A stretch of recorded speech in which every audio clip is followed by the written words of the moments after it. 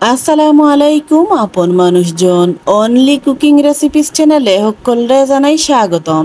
আজকে আমি আপনাদের সাথে শেয়ার করলাম শুধুমাত্র 1 কাপ সুজি দিয়ে খুবই মজাদার নরম তুলতুলা সুজির রসালো পিঠা রেসিপি। এই পিঠাটা বানাইবার পরে অনেক বেশি রসালো আর নরম তুলতুলা মুখে দিলে একদম মিলাইয়া যায়। বানানি একদম সহজ আর খুবই কম সময়ে অনেকগুলা পিঠা বানানি যায়। তো আমি কিলাখান বানাইছি আজকের এই সুজির রসালো পিঠাটা আপনারা লাগি শেয়ার করছি। আশা করছি সকলের কাছে অনেক বেশি ভালো লাগবো। প্রথমে চুলার উপরে একটা বড় পাতিল বইয়ে নিছি আর পাতিলটা গরম হয়ে আইলে দিলাইরাম মেজারমেন্ট কাপ দিয়ে 1 কাপ পরিমাণ সুজি। 1 কাপ সুজি দিয়েও কিন্তু অনেকগুলা পিঠা হয়ে যায়। এখন দিলাইরাম 1 চিমটি মতো লবণ।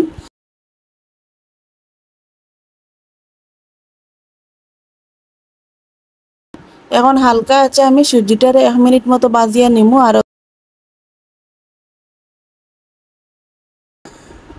অত বেশি লাল লাল করে বাজার দরকার নাই। যখন ওলাখান একটু জোর জোর হইব তখন বুঝতে হইব সুজিটা বাজা হয়ে গেছে, এতে সুজির কাঁচা গন্ধটাও থাকতো না। এখন দিলাইরাম আগে থাকি জাল করিয়া রাখা লিকুইড দুধ। আমি 1 কাপ সুজি নিছি আর ও কাপ দিয়া 2 কাপ পরিমাণ দিলাম লিকুইড দুধ। দুধের পরিবর্তে চাইলে এখানে আপনারা পানিও ব্যবহার করতে পারেন। এখন চুলার আঁচ অল্পত রাখিয়া অনবরত নাড়াচাড়া করিয়া নিতে হইব, না হয় সুজির এই মিশ্রণটার মাঝে দলা দলা হয়ে যাব আর পিঠাটা বানাইবার সময় কিন্তু তেমন সুন্দর হইতো না, খাইতেও তেমন ভালো লাগতো না।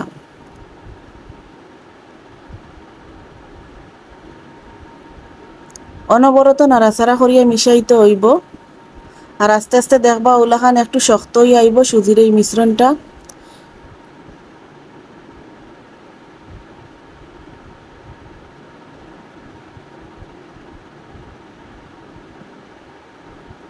দেখো আমার এই মিশ্রণটা একদম ডর মতো হয়ে গেছে। এখন আমি চুলা থেকে নামাইয়া নিলাম আর বড় একটা স্টিলের প্লেটের মাঝে রাখলাম। তারপরে উপর থেকে একটু ছড়াইয়া দিলাম যাতে সুজির এই মিশ্রণটা তাড়াতাড়ি ঠান্ডা হয়ে যায়।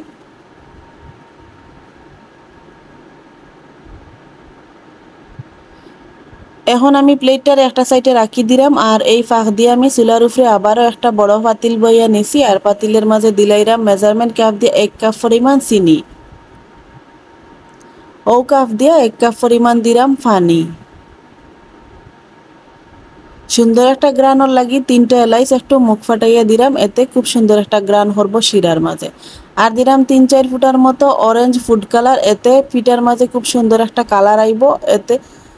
আর এই ফুড কালারটা অপশনাল, যদি তাকে দিবা, না দিলে কোনো অসুবিধা নাই।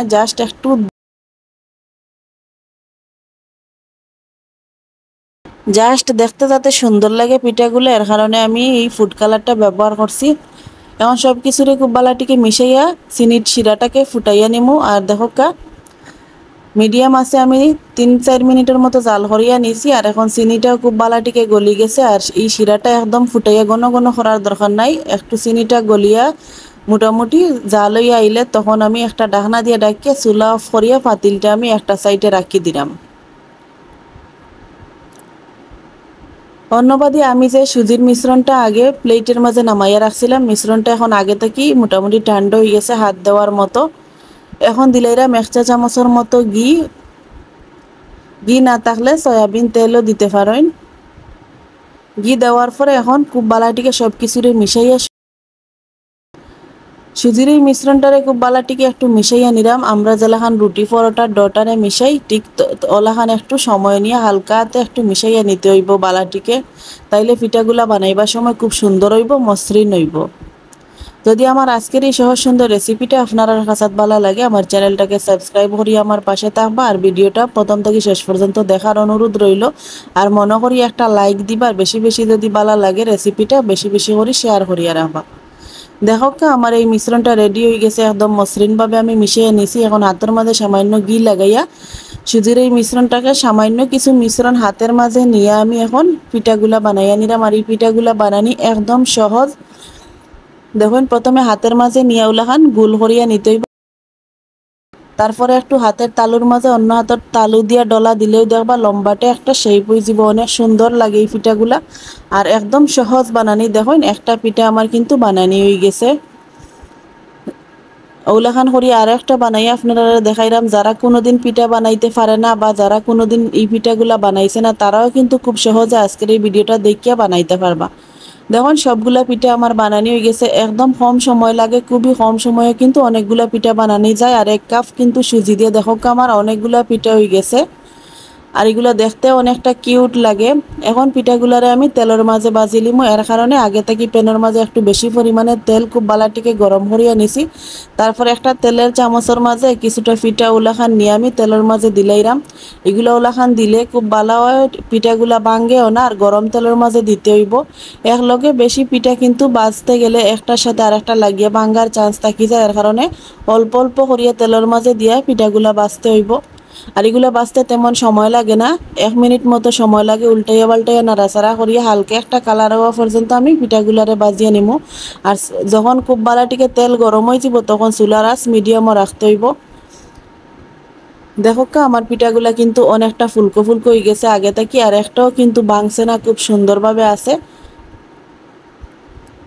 সবগুলা তেলের উপরে পিঠাগুলা যখন বাসিয়াইব তখন আমি অনবরত একটু উল্টাইয়া পাল্টাইয়া নাড়াচাড়া করিয়া নিলাম, যাতে সব সাইডে খুব সুন্দর কালার হয়। আর এগুলো একদম কালারফুল হলিয়াও আমি বাজরাম না, লাল লাল হরিয়া মোটামুটি একটু কালার আওয়া পর্যন্ত আমি বাজিয়ে নিব। দেখো আমার পিঠাগুলোর মাঝে হালকা একটা লালচে কালার আইছে, এখন আমি চুলা থেকে নামাইয়া নিব তেলটা খুব বালাটিকে জড়াইয়া।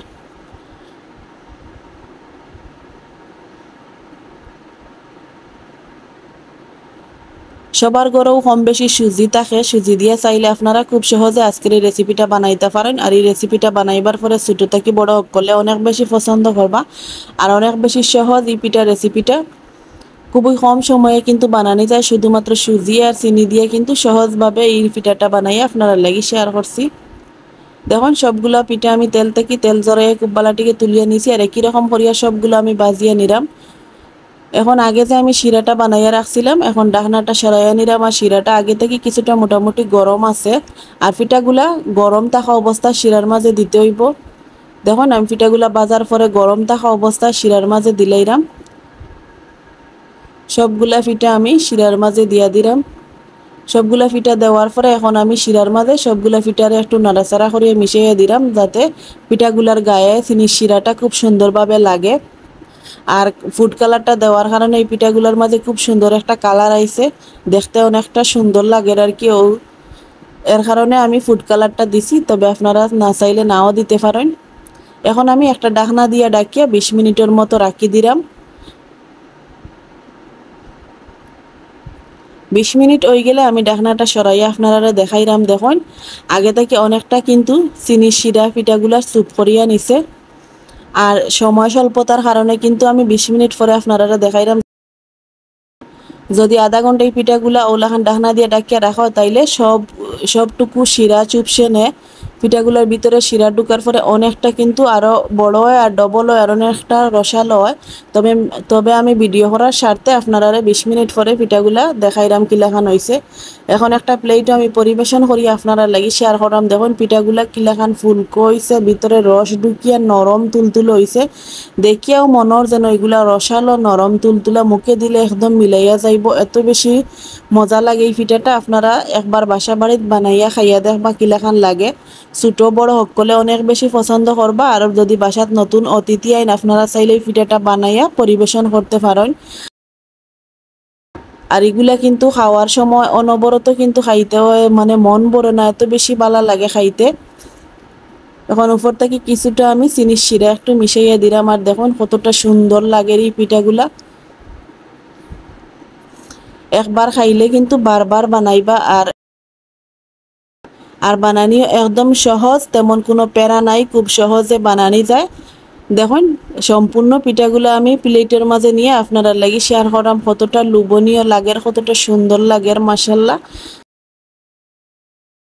একটা পিঠা আমি হাতের মাঝে নিয়ে আপনারা দেখাইলাম। দেখুন কিলাখান নরম তুলতুলা আর ভিতরের রস ঢুকিয়া রসালো হইছে। তো আমার আজকের আয়োজন অতটুকু। সকল ভালো থাকবা, সুস্থ থাকবা সবসময়। আল্লাহ হাফিজ।